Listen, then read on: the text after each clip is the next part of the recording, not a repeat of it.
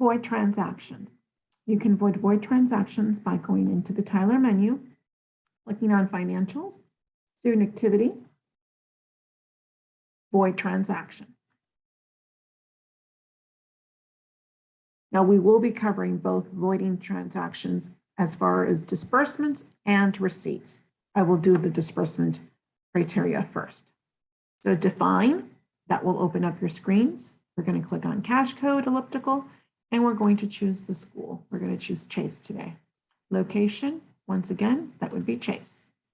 Type, as I said, we're going to do disbursements first. We never want to do these together. So disbursements only, accept. Here you're going to choose select, and you will put a check mark in the check that you want to void.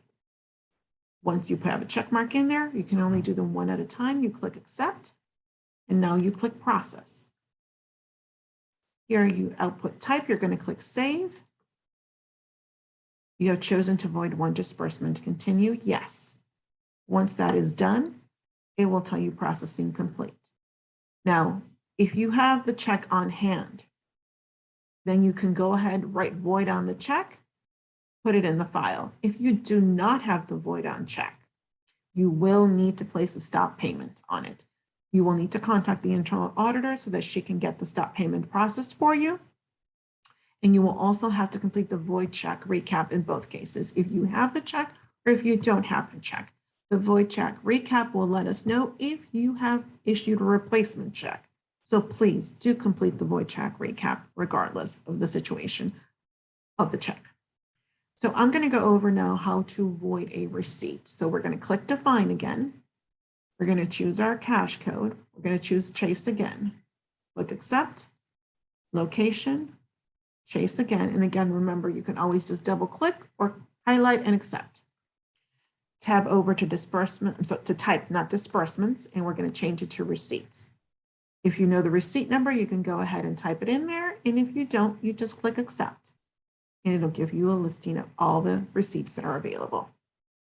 Now, I do want to note something. These receipts are all dated January 18, January 28th.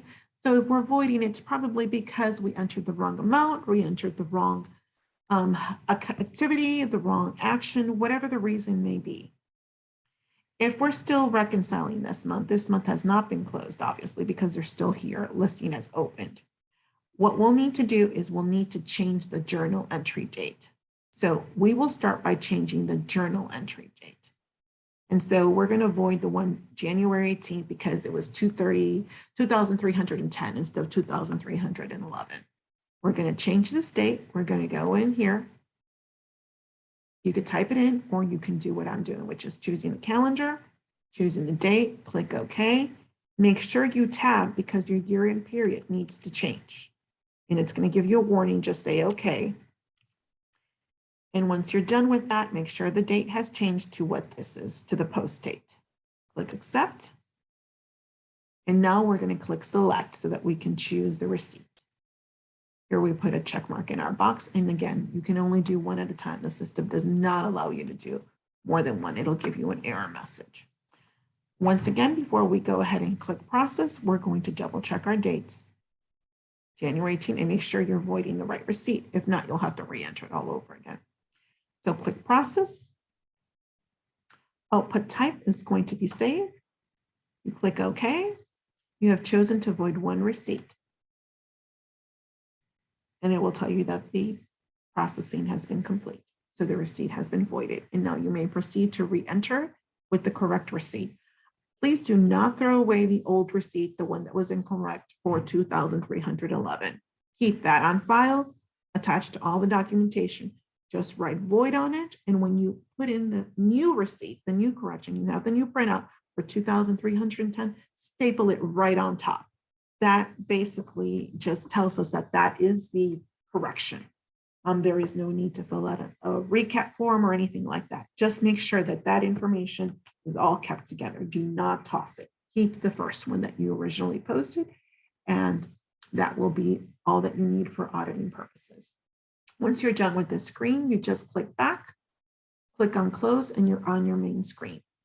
This concludes void transactions for both receipts and disbursements.